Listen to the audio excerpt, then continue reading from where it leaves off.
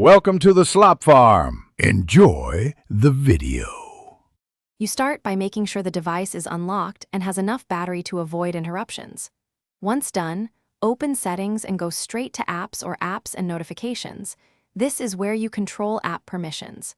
Tap the specific app you want to change so you see its info page.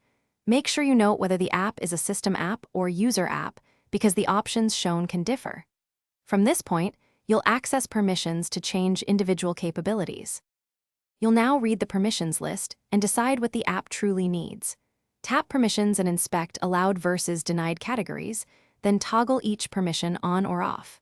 For location or camera access, choose Allow only while using the app when available to limit background access.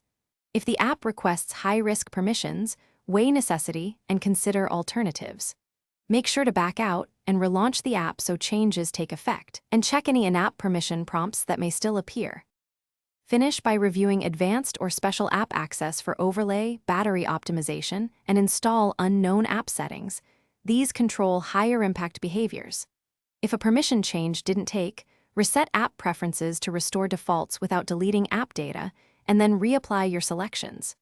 You can also clear the app cache or uninstall and reinstall the app if permissions still misbehave.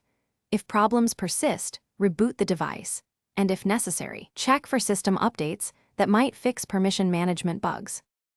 Thanks for watching. Consider subscribing if we helped you today.